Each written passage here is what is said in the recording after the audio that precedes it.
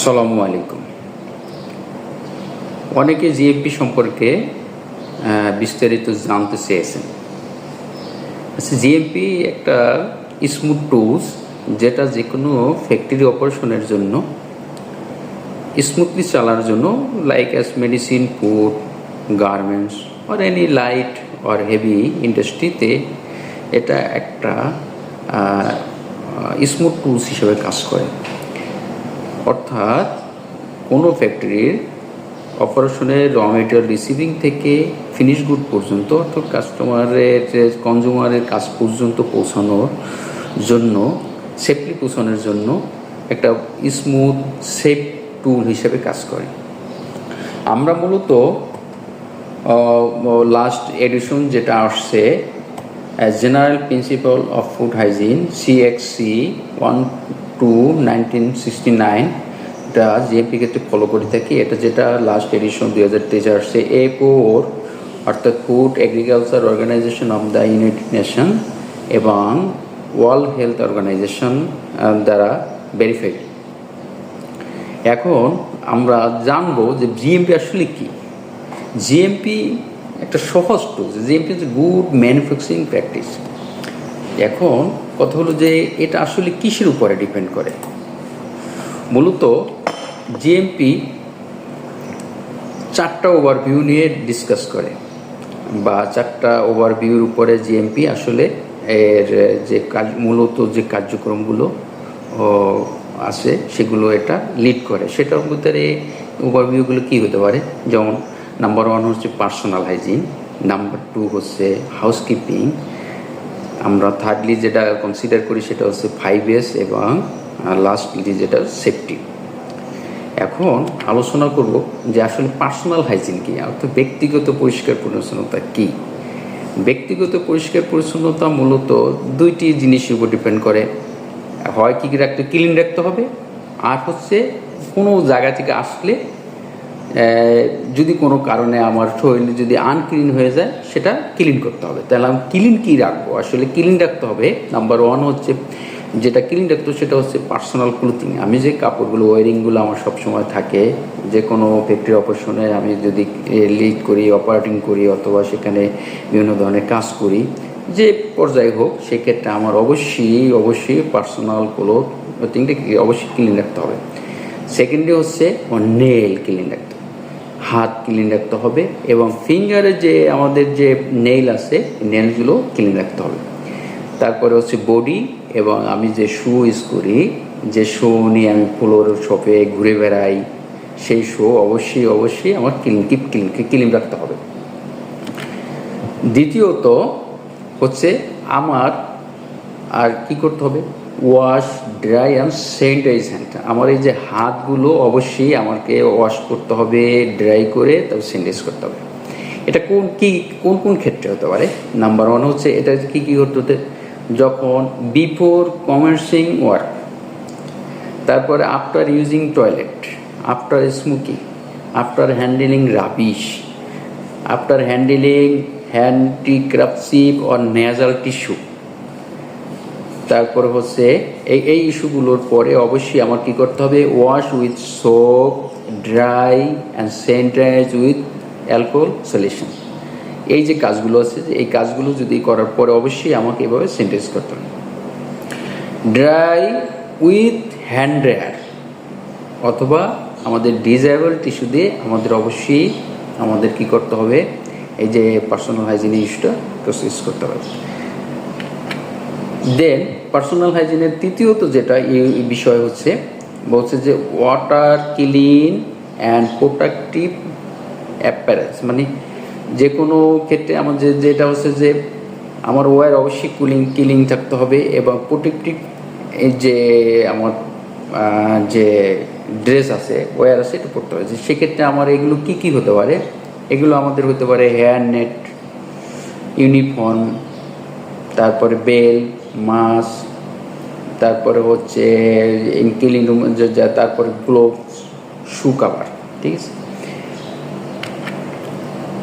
এবং এগুলো আমার অবশ্যই করেছে, কিন্তু কি কি করা যাবে না, আমি কি কি একটা ফ্লোর শপে এই জিএমপির ক্ষেত্রে পার্সোনাল হাইজিনিতে এই জিনিসগুলো আমি করতে পারবো না। কি করতে পারবো না?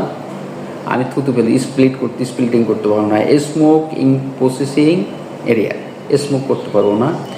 Store like one food preparation table on, কি বলতে পারবো না, আমি সিট অর লাই শুইতে পারবো না। তারপরে হচ্ছে work when infect with a disease open on boil or sore diarrhoea or bandage that is not water proof or any part of the body, এটা থাকতে পারবে না। Use bare hand to handle food or ingredients, bare hand আমি খালি হাতে আমি এগুলো করতে পারবো না, হ্যান্ডেল করতে পারবো না। তারপর হচ্ছে wipe hands on clothing other than clean towel. আরেকটা ইস্যু হচ্ছে যে যে আমি কি করতে পারবো না, put our hand or finger in mouth, nose, hair, eye, ear and other part of our body. তারপরে আরেকটা জিনিস পারবো না যে carry utensil in clothing, breathe into packaging material. তারপর হচ্ছে wear loose jewellery or watch, আমি জুয়েলারি ওয়াচ এটা যে করতে আমি ফ্লোর শপে পড়তে পারবো না। দেন হচ্ছে আরেকটি হচ্ছে চিউ ক্যান্ডি, কাম, সিটিসি, পুসিংয়ের, এগুলো আমি করতে পারবো না ফ্লোরে। আমি সব ফ্লোরে ক্যান্ডি, চুইংগাম এই ধরনের কিছু আমি কোনো অপারেটিং করার সময় বা প্রোডাকশন চলাকালীন অবস্থায় এটা আমি ফ্লোরে করতে পারবো না। গেল নাম্বার 2 হচ্ছে যেটা গুরুত্বপূর্ণ, আর একটু গুরুত্বপূর্ণ ইস্যু, সেটা হচ্ছে হাউসকিপিং মূলত একটা সিরিয়াস ইস্যু। এই হাউসকিপিং অনেকের হাউসকিপিংয়ের সাথে 5S মিলাই ফেলে। তা হাউসকিপিংটা যদি যত বেশি সুন্দর যে ইন্ডাস্ট্রিয়াল অপারেশনের, সেখানে যত বেশি শৃঙ্খল একটা অপারেশন স্মুথলি এই প্রসেসিংটা চলতে থাকে। তো সেক্ষেত্রে আমি হাউসকিপিং কী করবো, handle and store ingredients and pull goods with care to avoid damage, dents, leakers, etc. Enough spacing from walls in between pallet follow stacking standard. যে অবশ্যই আমাকে খুব ভালোভাবে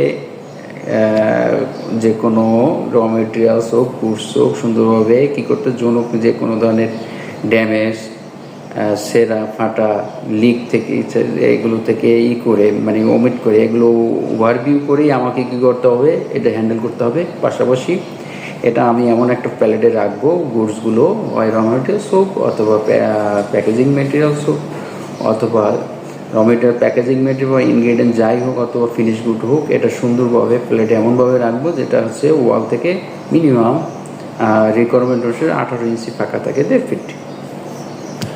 আরেকটা ছিল যে টক্সিক কেমিক্যাল আবার ইনসেক্টিসাইডস অবশ্যই লক করে রাখতে হবে, লক এবং কেটে রাখতে হবে। এবং এটা আরেকটা ইস্যু হলো সেকেন্ডলি, যেটা হচ্ছে access by the authorise personally, এটা হ্যান্ডেল করবে, যেটা হচ্ছে যে টক্সিক কেমিক্যাল এবং ইনসেক্টিসাইড যেটা আছে, অবশ্যই এটা কী করতে হবে, যে অ্যাক্সেস অথরাইজ পার্সন দ্বারা এটা হ্যান্ডেল করাইতে হবে। তারপরে সেকেন্ডলি হচ্ছে যে হাউসকিপিংয়ে আরেকটা ইস্যু হচ্ছে যে অবশ্যই ফ্লোরকে ক্লিন, ড্রাই এবং drain, wall, ceiling, processing areas of the times free from passage, water spleen and copes. অর্থাৎ যে ফ্লোরকে অবশ্যই পরিষ্কার পরিচ্ছন্ন থাকতে হবে, ফ্লোর, ওয়াল, ড্রেন, পিট এগুলো একদম ক্লিন থাকতে হবে। এবং আরেকটা কথা হলো অবশ্যই এটাকে যে কোনো ধরনের ওয়াটার যাতে না জমে, সে কোনো এরকম কোনো স্ক্র্যাচ থাকতে পারবে না, ভাঙা থাকতে পারবে না, অথবা কোনো মাকড়সার বাসা থাকে, স্পাইডার নেট থাকতে পারবে না।